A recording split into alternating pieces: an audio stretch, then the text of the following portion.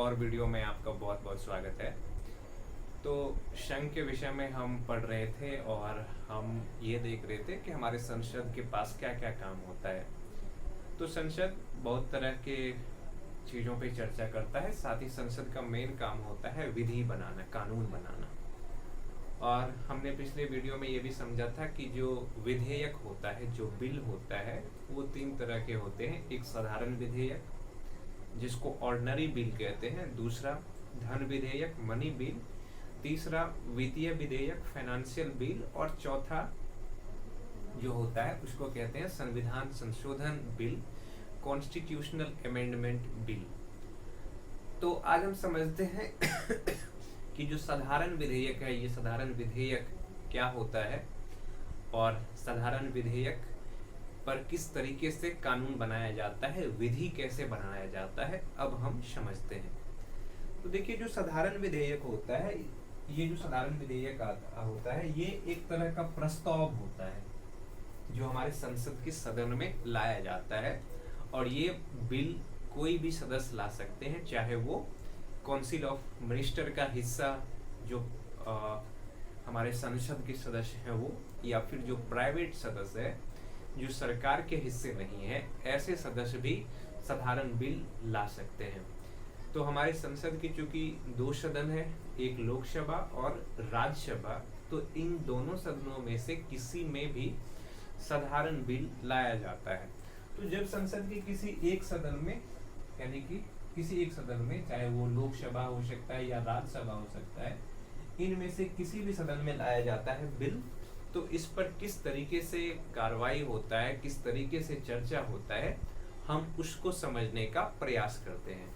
तो सबसे पहले क्या होता है कि कोई सदस्य क्या लेकर के आता है, बिल लेकर के आता है। और ये सदस्य क्या हो सकता है, चाहे वो पब्लिक सदस्य हो,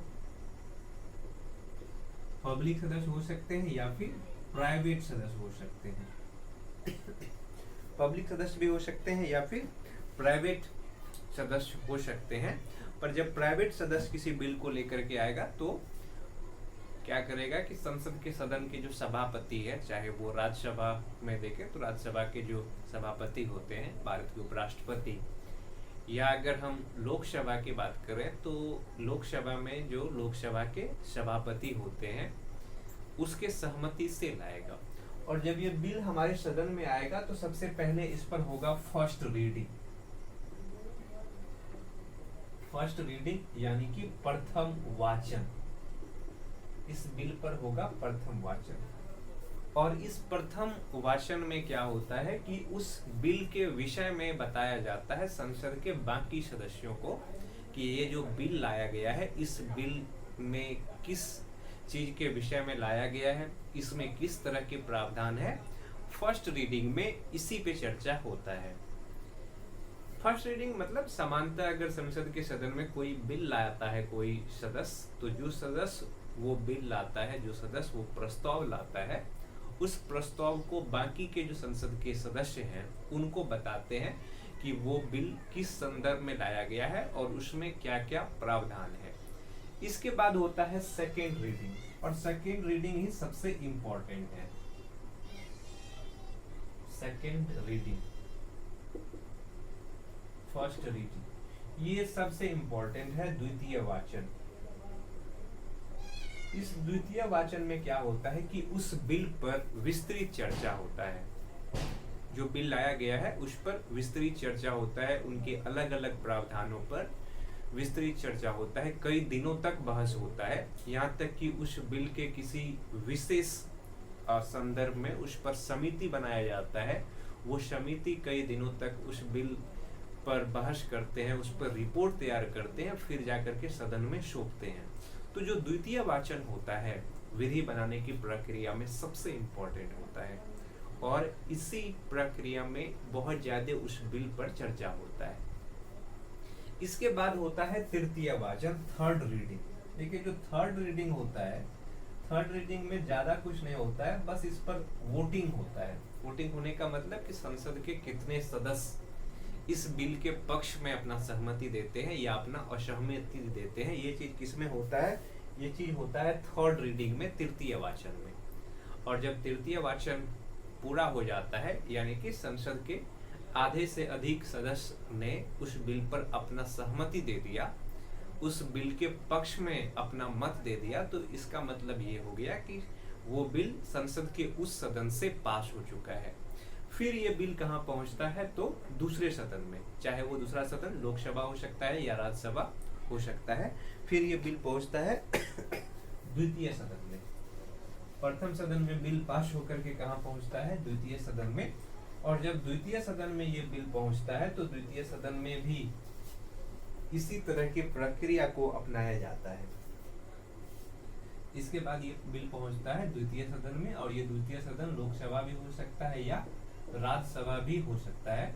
और जब द्वितीय सदन में ये बिल पहुंचता है तो जिस तरह की प्रक्रिया प्रथम सदन में अपनाया गया है, ठीक वैसे ही प्रक्रिया क्या किया जाता है कि द्वितीय सदन में भी अपनाया जाता है।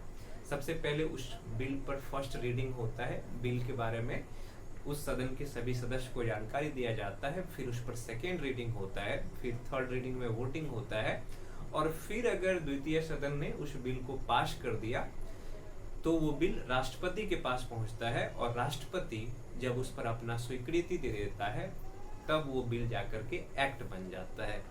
पर जब वो बिल द्वितीय सदन के पास पहुंचता है तो द्वितीय सदन उस बिल के साथ क्या क्या कर सकता है। सबसे पहला तो ये कर सकता है कि उस बिल को उसी रूप में स्वीकार कर ले, उसी रूप में स्वीकार कर ले, स्वीकार कर ले। यानी कि अगर प्रथम सदन मतलब चाहे वो लोकसभा हो सकता है या राज्यसभा हो सकता है, ने किसी बिल को पास करके दूसरे सदन के पास भेजा है, तो दूसरा सदन के पास जो पहला ऑप्शन होता है वो क्या कर सकता है कि उस बिल को उसी रूप में स्वीकार कर सकता है। दूसरा इसके पास क्या ऑप्शन होता है कि वो संशोधन के साथ पारित करे, यानी कि प्रथम सदन ने जो बिल को पारित किया है उसमें कुछ संशोधन के साथ पारित करे, के साथ पारित करे, पारित करे। अब देखिए, चूंकि ये द्वितीय सदन ने संशोधन के साथ पारित किया है तो प्रथम सदन या तो उसको स्वीकार कर सकता है या अस्वीकार कर सकता है। प्रथम सदन क्या कर सकता है कि उसको या तो स्वीकार कर सकता है या अस्वीकार कर सकता है। अगर इसके संशोधन को प्रथम सदन ने स्वीकार कर लिया, पहला सदन ने स्वीकार कर लिया, तो वो बिल फिर पहुंचेगा राष्ट्रपति के पास। अगर उस बिल को प्रथम सदन ने स्वीकार नहीं किया, यानी कि प्रथम सदन ने किसी बिल को पास करके दूसरे सदन के पास भेजा, पर दूसरा सदन उस बिल में कुछ संशोधन करके प्रथम सदन के पास भेजा। इस स्थिति में अगर प्रथम सदन उस बिल को स्वीकार नहीं करता है तो इस पर होता है संयुक्त बैठक, उसको हम आगे समझेंगे। तीसरा कि ये जो द्वितीय सदन है बिल को अस्वीकार कर दे, बिल को अस्वीकार कर दे, अस्वीकार कर दे, यानी कि एक सदन ने किसी मुद्दे को लेकर के किसी बिल को पास करके दूसरे सदन के पास भेजा है, पर दूसरे सदन ने उस बिल को पूरी तरह से खारिज कर दिया, अस्वीकार कर दिया, वो बिल उस सदन से पास ही नहीं हुआ। कहने का मतलब हुआ कि लोकसभा ने किसी बिल को पास किया, पास करने के बाद राज्यसभा के पास भेजा, पर राज्यसभा में वो बिल पास ही नहीं हुआ, ये स्थिति हो सकता है। तीसरा कंडीशन क्या हो सकता है कि बिना कार्रवाई का निलंबित कर दे,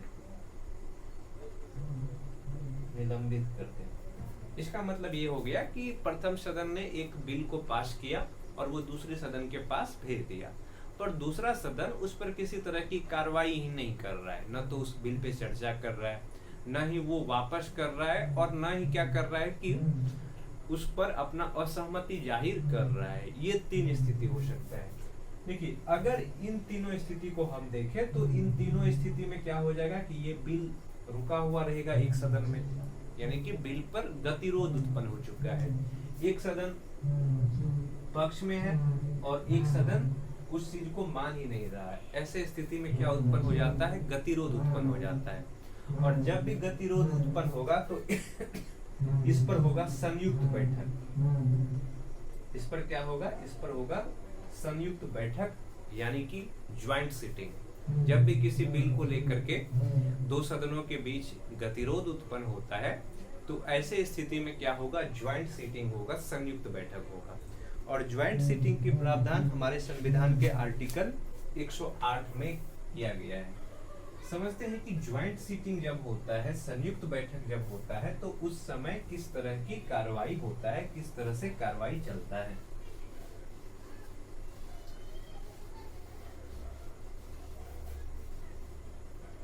संयुक्त बैठक यानी कि ज्वाइंट सीटिंग,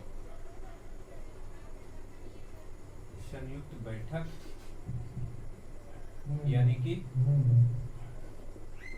ज्वाइंट सीटिंग।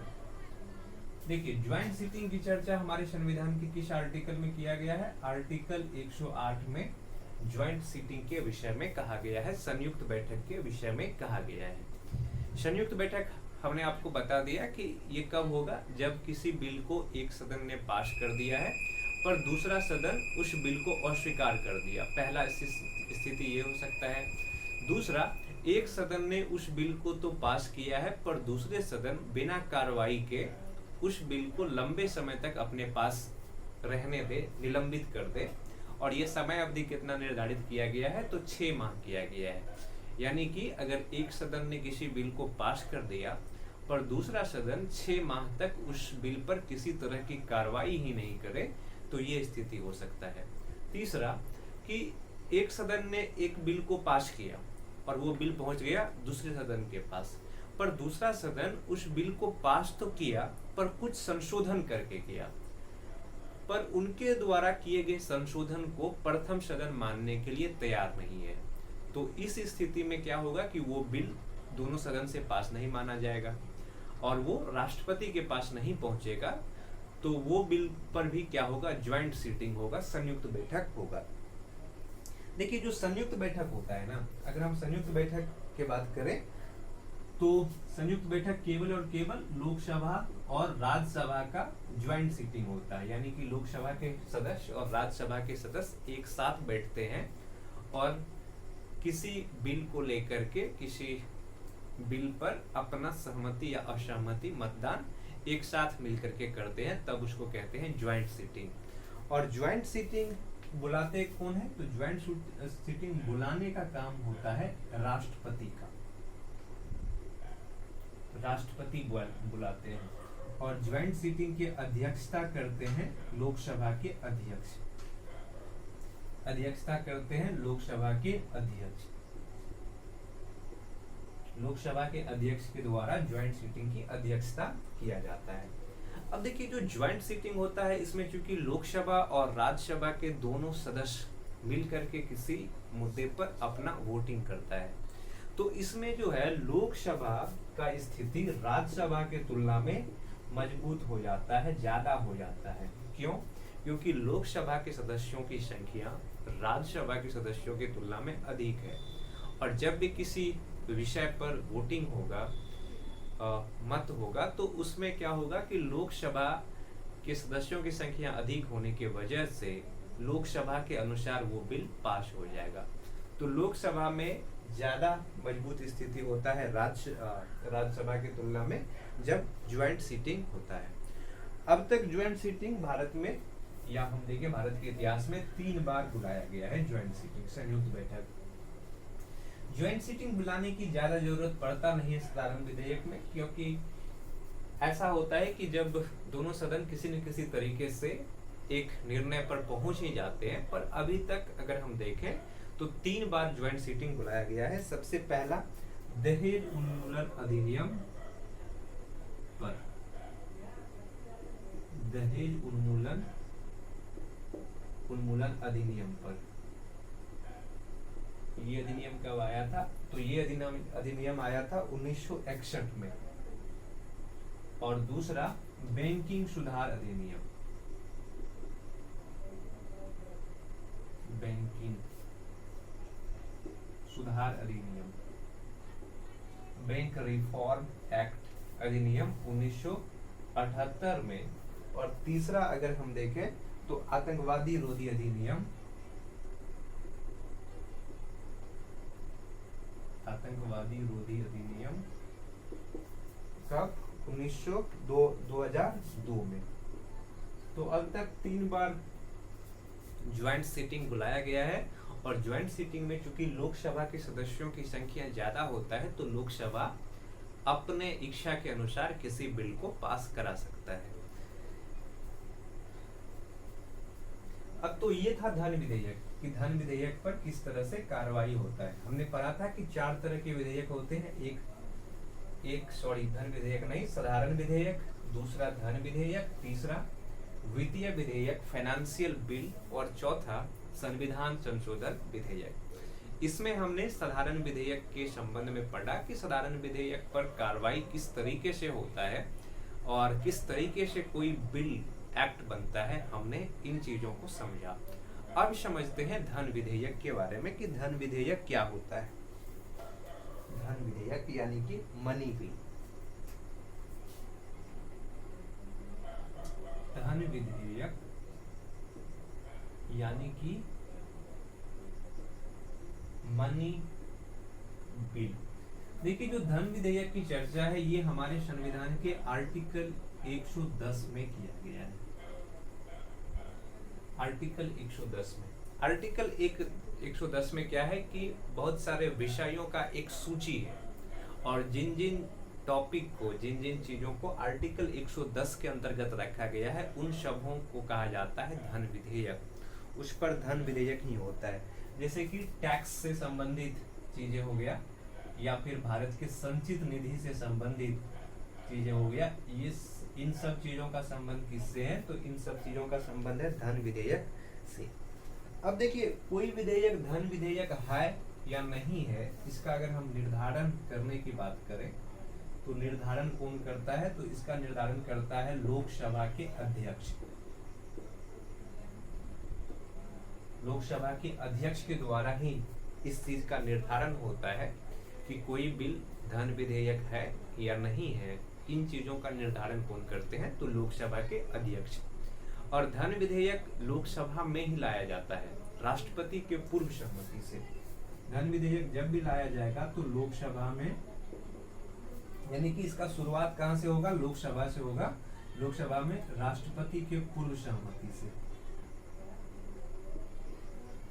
राष्ट्रपति के पूर्व सहमति से ही लाया जा सकता है धन विधेयक।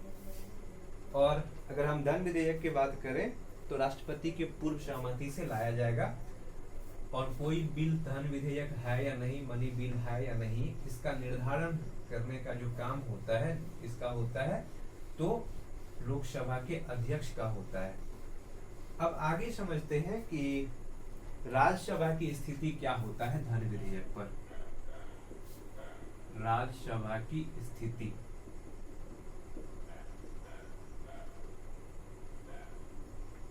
देखिए, जो साधारण विधेयक था, ऑर्डिनरी बिल था, उसमें हमने देखा कि लोकसभा और राज्यसभा की स्थिति सामान्यतः बराबर होता है। वो बिल दोनों सदनों में से किसी एक सदन में लाया जा सकता है, और जब वो बिल एक सदन में पास होकर के दूसरे सदन में पहुंचता है तो वहां भी उस बिल पर चर्चा होता है, और वहां से भी उस बिल को पास होना चाहिए। पर एक सिचुएशन ऐसा आया था जब जो साधारण विधेयक था, जो ऑर्डिनरी बिल था, उस पर क्या होता था? उस पर होता था ज्वाइंट सीटिंग। और ज्वाइंट सीटिंग की स्थिति में लोकसभा की जो स्थिति है वो राज्यसभा की तुलना में मजबूत हो जाता है, क्योंकि लोकसभा में सदस्यों की संख्या अधिक है। पर अगर हम मनी बिल को देखें, धन विधेयक को देखें, तो इसमें लोकसभा की स्थिति राज्यसभा की तुलना में बहुत अधिक होता है, राज्यसभा की स्थिति नहीं के बराबर होता है। राज्यसभा इस बिल पर किसी तरह का संशोधन नहीं कर सकता है। सबसे पहले संशोधन नहीं कर सकता है, संशोधन नहीं कर सकता है। अधिक से अधिक 14 दिन तक रोक के रख सकता है। 14 दिनों तक रोक कर रख सकता है।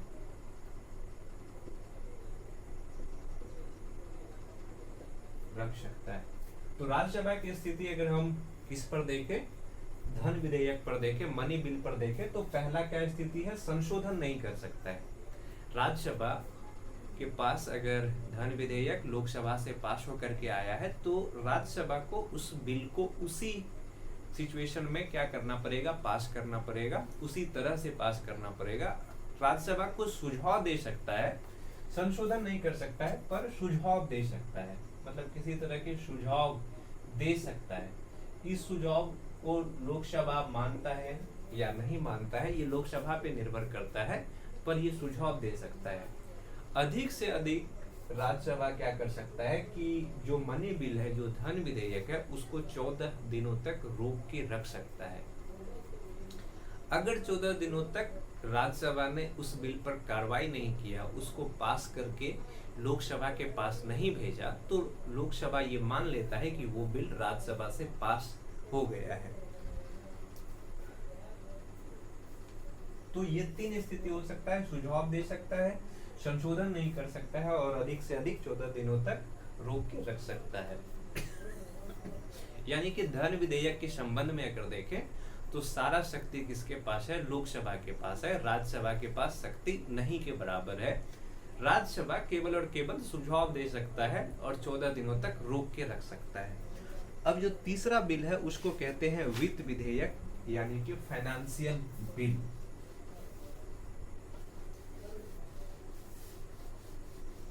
फाइनेंशियल बिल, तीसरा जो बिल होता है उसको कहते हैं वित्त विधेयक। वित्त विधेयक,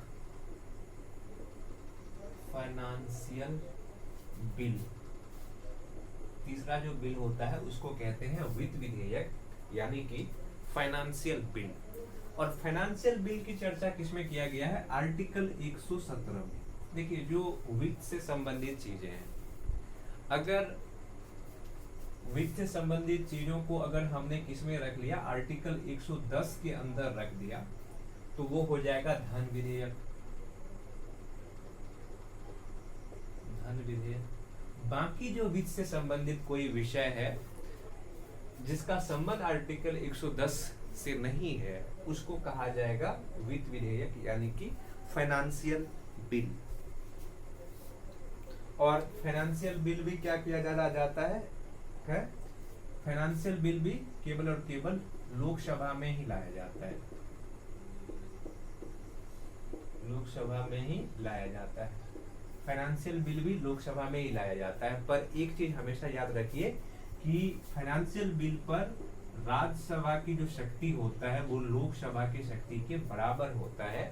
यानी कि फाइनेंशियल बिल लोकसभा से भी पास होना चाहिए और राज्यसभा से ही पास होना चाहिए, और दोनों सदनों से पास होकर के अगर राष्ट्रपति के पास पहुंचता है तभी राष्ट्रपति उस पर अपना सहमति देता है।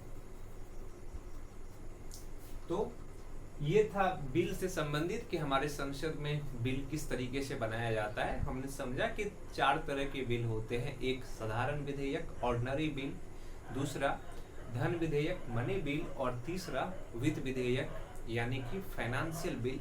चौथा जो बिल होता है उसको कहते हैं संविधान संशोधन बिल। पर संविधान संशोधन विधेयक के विषय में हमारे संविधान में एक अलग ही भाग बनाया गया है और इसका संबंध आर्टिकल 368 है, जिसके विषय में विस्तार से चर्चा किया गया है। तो जब हम संविधान संशोधन के विषय में पढ़ेंगे तो वहां पे इस बिल के विषय में हम चर्चा करेंगे। तो इस वीडियो में इतना ही। बहुत बहुत धन्यवाद।